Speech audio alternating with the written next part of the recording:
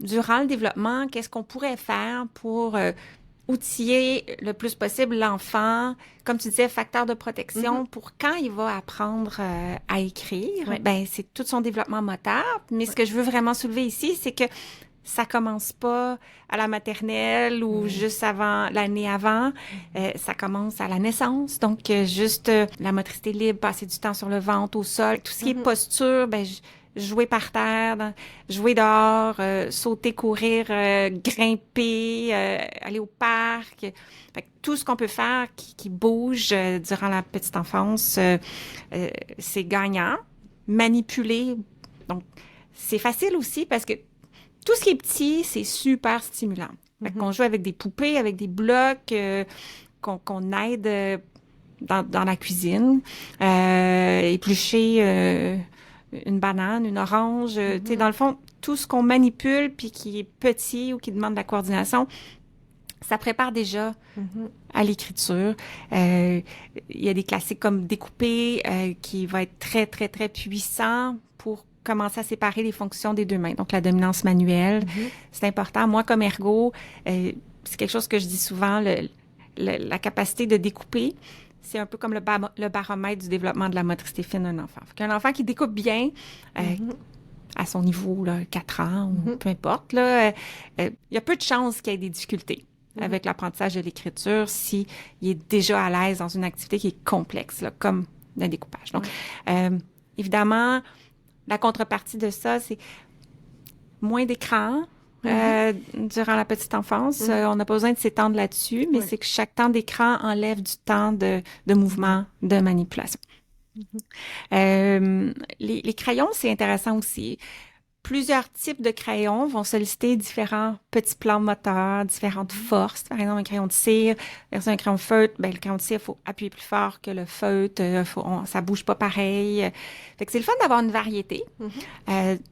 Quand on arrive plus près de la maternelle, c'est le fun d'avoir aussi eu de l'expérience avec les crayons de bois qui sont beaucoup moins faciles que des feutres.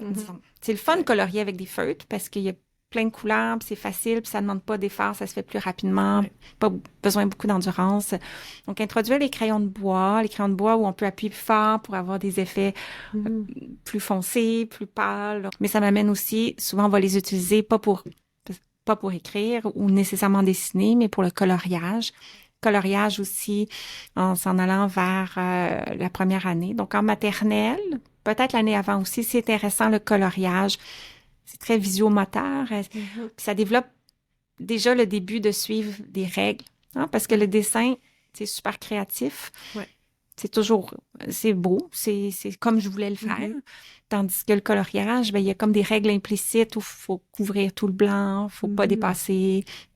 Donc, ça commence à installer le fait que, ben, ça s'écrit pas n'importe comment, c'est pas créatif, il va devoir être sur une ligne, puis aux bons espaces. Fait que c'est des activités intéressantes qui préparent l'enfant. Et dessiner aussi, c'est super important parce que faire une lettre, c'est une construction. Donc, on va avoir appris le tracé, mais il faut comme le ressortir de la tête, puis c'est de la construction. Donc, plus j'ai dessiné, plus j'ai développé différentes façons de utiliser mon espace et faire des lignes diagonales, des cercles, des choses qui se superposent comme des croix ou des formes, comme assembler 3 tracés pour faire un triangle. C'est pas si facile que ça. C'est pas si facile que ça. Donc, à travers le dessin, l'enfant va vouloir un jour, c'est garanti, faire une maison. Il va apprendre à faire un triangle, un carré, un cercle, un soleil et tout ça. Puis ça, c'est ce qu'on appelle les tracés de préécriture. C'est le type de tracé qu'on va retrouver notamment dans les premières lettres que je vais explorer probablement en maternelle, des majuscules, des choses comme ça pour faire mon nom.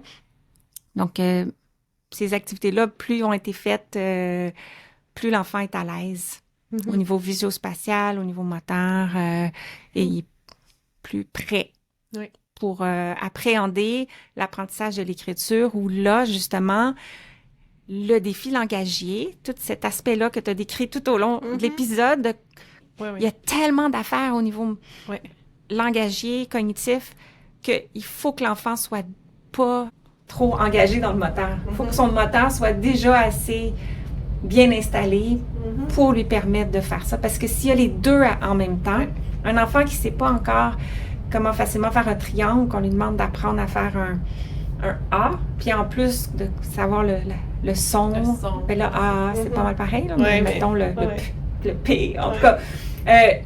Ça peut être too much. Là, on n'est plus dans une zone d'apprentissage. Ça surcharge, oui, en tout cas.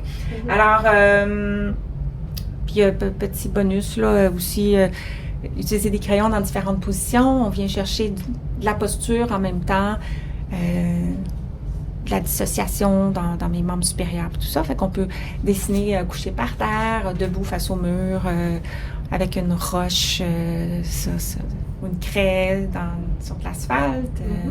Fait qu'on peut s'amuser avec tout ça durant la petite enfance. Puis, dernière chose que je vais comme ajouter, c'est que l'ergonomie, j'en ai parlé, c'est important quand on commence à écrire, mais c'est important aussi durant la petite enfance pour un enfant qui fait du dessin, du coloriage, parce que ça influence beaucoup la prise du crayon et l'enfant va déjà commencer à prendre des habitudes posturales, s'il est mal installé, qui vont être plus difficiles à défaire plus tard. Donc, portez attention à l'ergonomie dès que l'enfant utilise un crayon, même si ce n'est pas pour écrire.